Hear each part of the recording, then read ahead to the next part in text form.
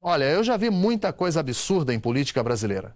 Já vi discurso ideológico defendendo o bandido como vítima da sociedade. Já vi gente tentando relativizar crime com argumentos sociológicos. Mas, cara, o que o presidente Lula disse na madrugada dessa sexta-feira, 24 de outubro, numa coletiva de imprensa em Jacarta, na Indonésia, conseguiu superar até mesmo os absurdos mais clássicos da esquerda radical. A cena foi a seguinte: o presidente estava encerrando sua visita oficial à Indonésia, quarto país mais populoso do planeta, de onde seguiu direto para Kuala Lumpur, na Malásia, onde vai participar da cúpula da ASEAN, aquela associação dos países do Sudeste Asiático. E tem um detalhe crucial aqui. É exatamente nessa cúpula que pode rolar o encontro tão esperado entre Lula e Donald Trump no domingo. Então vamos aos fatos na ordem cronológica, porque o contexto importa. Na coletiva de imprensa, a primeira pergunta, e olha, isso já virou protocolo, né? Ficou reservada para um repórter da TV Globo. E adivinhe sobre o que foi a pergunta? Exatamente sobre esse possível encontro com o presidente norte-americano Trump. Pessoal, vamos começar como combinamos, o Felipe da TV Globo com a primeira pergunta. Bom dia, presidente. É Felipe Coalho, da TV Globo. Por favor, eu gostaria de saber qual é a sua expectativa para o seu encontro na Malásia com o presidente americano Donald Trump.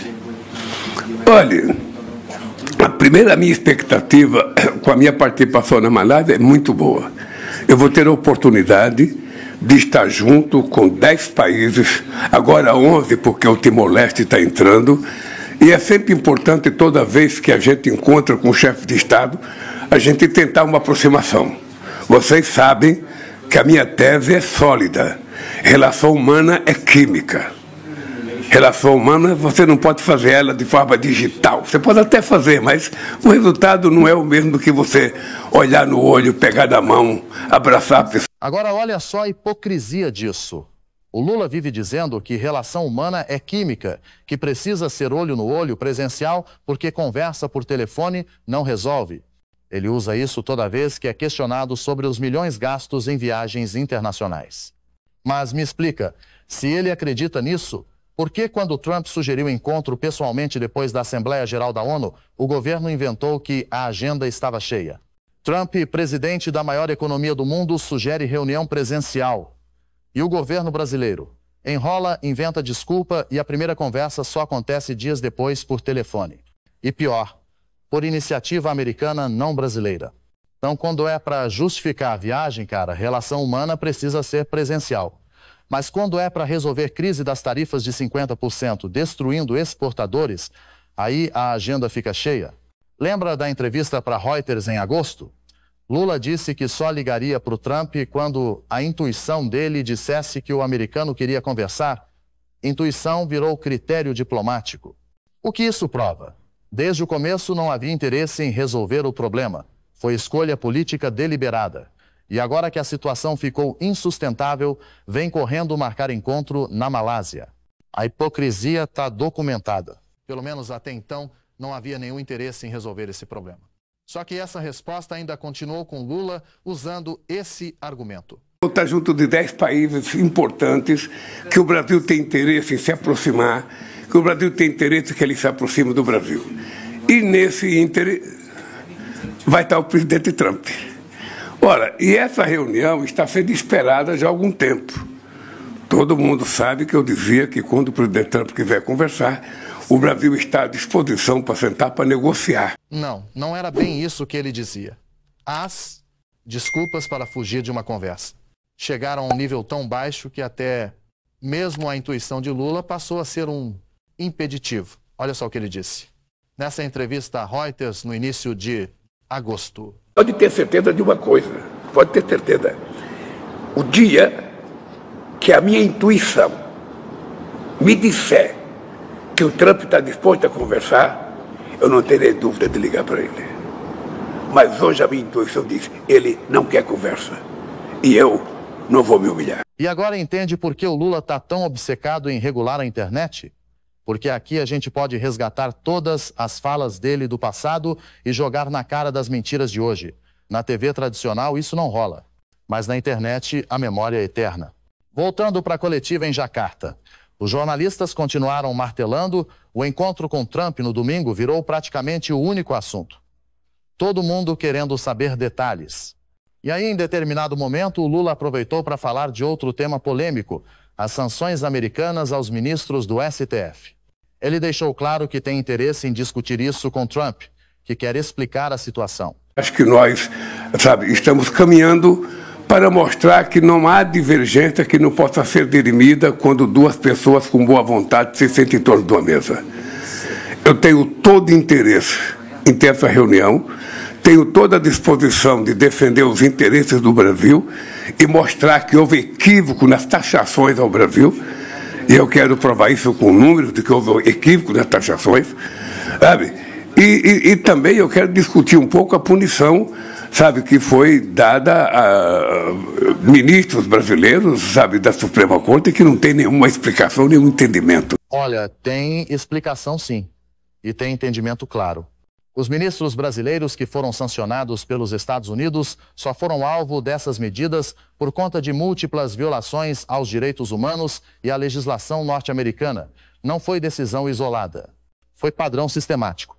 8 ministros do STF foram sancionados. Alexandre de Moraes recebeu sanções completas da Lei Magnitsky, uma das legislações mais severas dos Estados Unidos para punir violações de direitos humanos. Os outros 7 tiveram vistos revogados. Agora a pergunta que ninguém faz. Que direito Lula tem de questionar sanções aplicadas pelos Estados Unidos se essas sanções valem apenas dentro do território americano? Os ministros não podem entrar nos Estados Unidos. Ponto. Não afeta nada aqui. A Lei Magnitsky causa efeitos colaterais? Sim. Mas isso acontece por conta da dependência que o Brasil tem de sistemas americanos, de empresas americanas, do dólar. É consequência da interdependência global.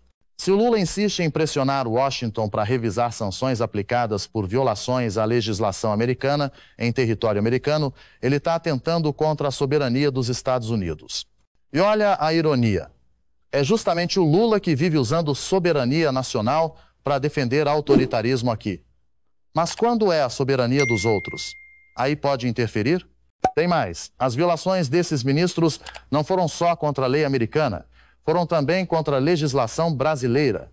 Mas já faz tempo que Constituição virou papel decorativo no judiciário brasileiro.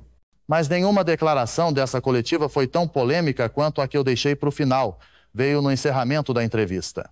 Uma jornalista da Record perguntou sobre fala do Trump sobre combate ao narcotráfico na América do Sul. O Lula começou com aquele papo sobre ser respeitado ou ser temido. Argumentou que não se pode combater narcotráfico na terra dos outros. E aí veio a bomba. Lula disse textualmente: toda vez que a gente fala de combater as drogas, possivelmente fosse mais fácil combater os nossos viciados internamente, os usuários.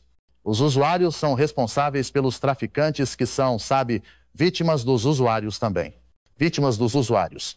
O presidente da República chamou o traficante, cara que ganha fortunas destruindo vidas, financiando violência, matando policiais, de vítima. Deixa isso afundar. Eu espero, se o presidente Trump quiser discutir esse assunto comigo, eu teria imenso prazer de discutir com ele assuntos. Imenso prazer. Esse e outros assuntos. Porque, veja, o mundo não pode continuar nessa polarização, do bem contra o mal a vida inteira. Toda vez que a gente fala de combater as drogas, possivelmente fosse mais fácil a gente combater os nossos viciados internamente. Os usuários. Os usuários são responsáveis pelos traficantes, que são, vítimas dos usuários também. Ou seja, então você tem uma troca de gente que vende porque tem gente que compra, de gente que compra porque tem gente que vende. Então, é preciso que a gente tenha mais cuidado no combate à droga. O traficante é vítima do usuário. Pensa nisso por um segundo. O cara que intencionalmente ganha fortunas, e olha, são fortunas mesmo, exercendo uma atividade completamente criminosa, esse cara é a vítima da situação? Qual é a lógica disso? Onde isso faz sentido? E tem um detalhe que piora tudo. Esse Lula que está falando isso agora é exatamente o mesmo que defende abertamente aquela tal humanização no combate ao pequeno crime. Traduzindo para o português claro, tornar as punições mais brandas. E na prática, incentivar diretamente o aumento da criminalidade. Olha um exemplo concreto. Quando Flávio Dino estava saindo do Ministério da Justiça para assumir vaga no STF, indicado pelo próprio Lula, obviamente, Os dois argumentaram publicamente que crimes sem violência ou grave ameaça à pessoa não deveriam mais resultar em prisão. Sem prisão, zero consequência real. E agora vem essa pérola de que traficante é vítima de usuário. Então me responde uma coisa bem direta. Qual parcela da sociedade brasileira está sendo mais beneficiada com essa postura do governo? É aquela parcela que acorda cedo, trabalha honestamente, paga impostos e tenta construir um país digno para o futuro dos filhos? Ou é aquela parcela que vive exclusivamente para explorar os outros, para tirar o que não é dela, para destruir o que foi construído com suor? A resposta é óbvia, dolorosamente óbvia.